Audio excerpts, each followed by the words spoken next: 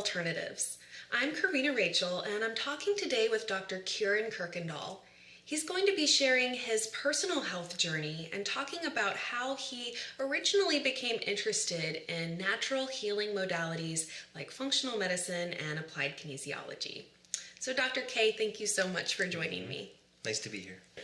So I guess let's press the rewind button and go back to what originally started getting you interested in natural health. Sure. And were you always interested in natural health? Well, I was kind of pushed into the natural health paradigm by default. I got really sick when I was 18 years old. I had fibromyalgia and I had chronic fatigue going on. And fibromyalgia, for you that don't know, is fibrous pain. And so in Latin, if you have fibrous pain, what they do is they give you a drug or a pharmaceutical for that. So we went that route, and none of those things were helping. And so I actually felt more and more fatigued, more and more depressed on the agent that was supposed to help me. And when I found out that there was a whole other field of something that goes really beyond just natural healthcare, even, or the word alternative healthcare, which I think is a funny word, I found a whole field opened up to me, a whole career opened up to me. And I was to the point where I couldn't get out of bed. Every joint in my body hurt. I was completely depressed. And by the time I was 18, because it started about 17, you know, I was suicidal. I just didn't want to live anymore.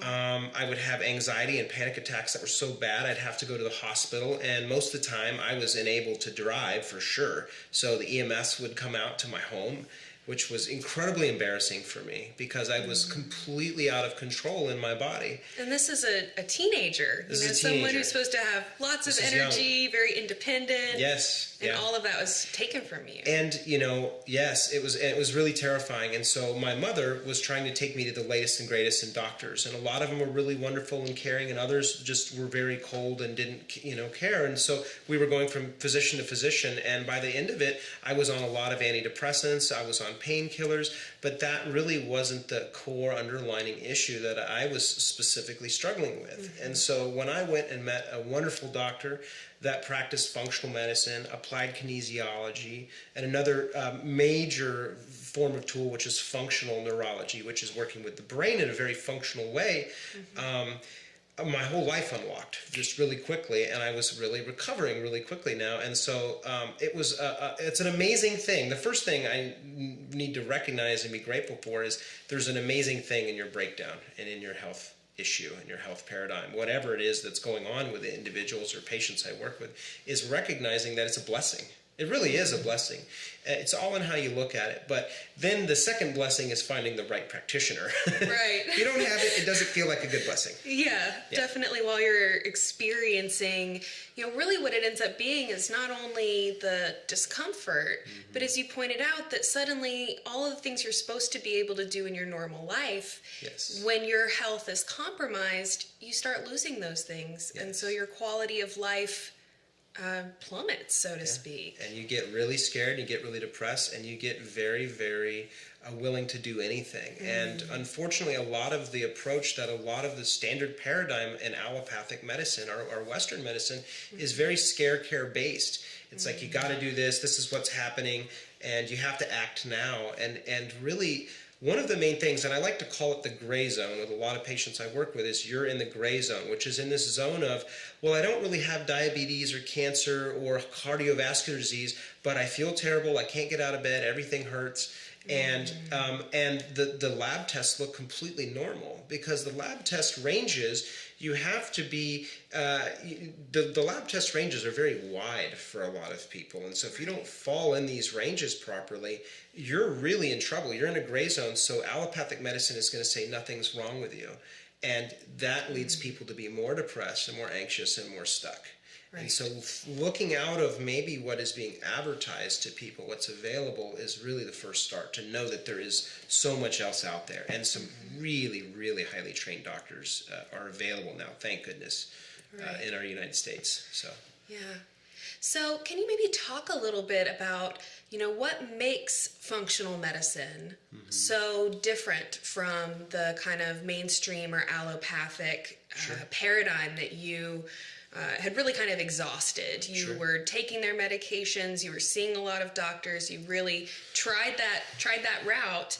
What was it that functional medicine offered that made such a difference? What I love about functional medicine is that we're not looking for disease pathway. I mean, when I observe blood work, right? We get 3 or 4 pieces of paper with blood work. We're flipping through, and what our doctors and the allopathic world is specifically trained to do is to look for the numbers that are really out of balance, and it'll usually say it in red or in black, and it says alert, and they look through and they look for alerts, and if it's not any alerts, typically they're just like, well, you're fine.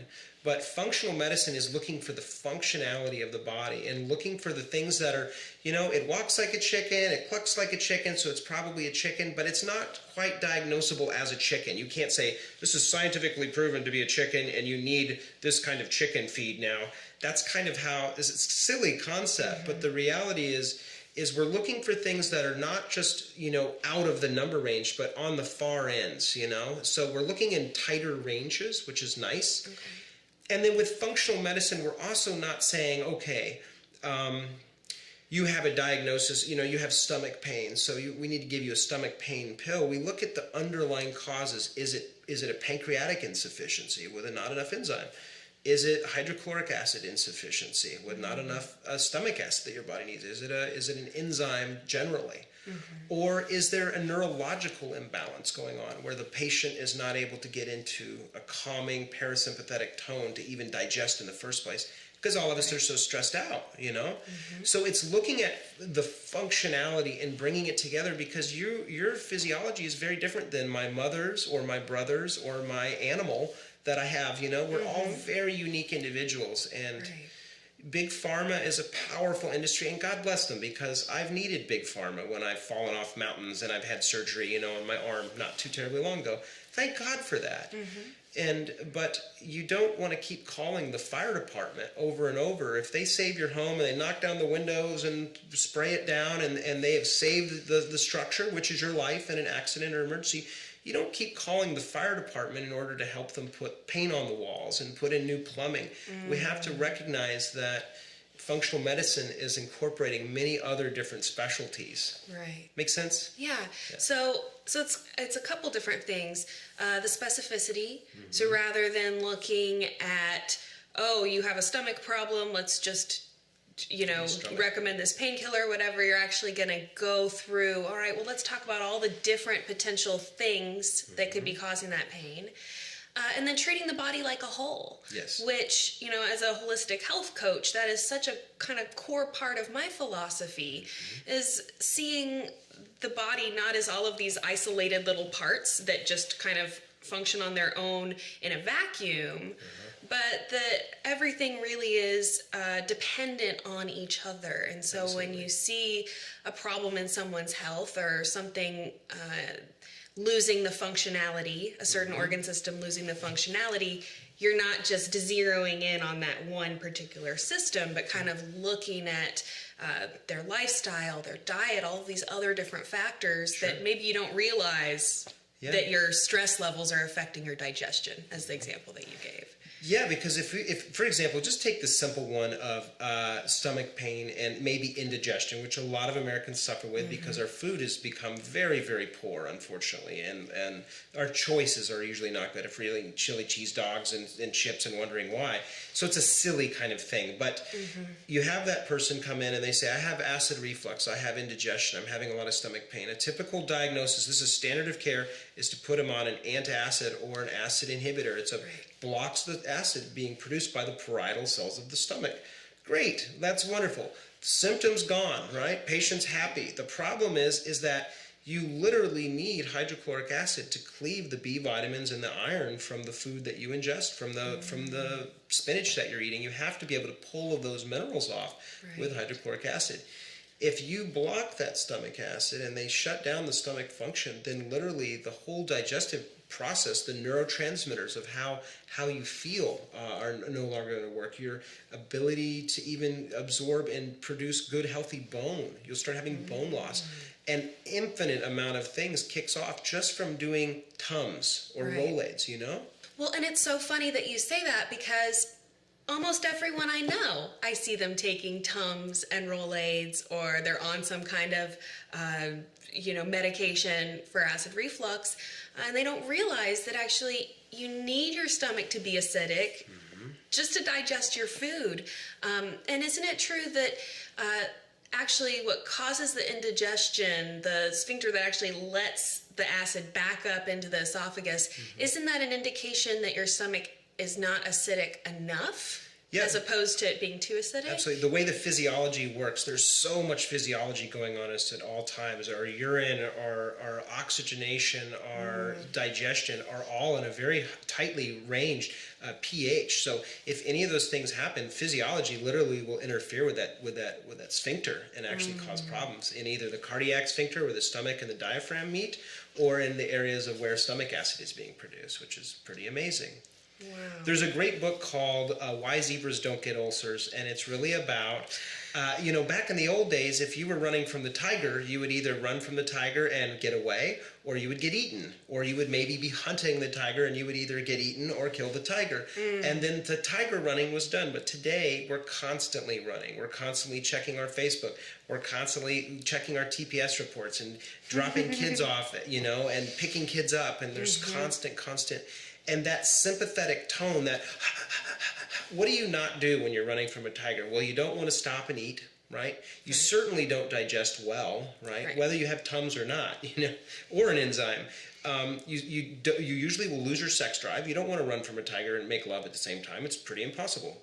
You have trouble going to the bathroom or defecating because it's under a sympathetic state. You don't have this parasympathetic kind of rest and digest. And so really a lot of us, we are under the gun too much. We are so constantly stressed in our society. And so number one, above and beyond all of the other things, and even functional medicine, is the best prescription I could give is chill out. People need to chill out and relax more. Get more rest. Yeah, love ourselves more, number one. And I think that could maybe even be a topic for a future video, is maybe just talking about stress and all of the different ways that stress affects our health, because it's not just kind of unpleasant, to be stressed out. It really does affect our health in many ways, and it's anyway, so maybe getting a little off topic. Let's go back to talking about functional medicine. So we talked about some of the things that make it different from the kind of mainstream paradigm.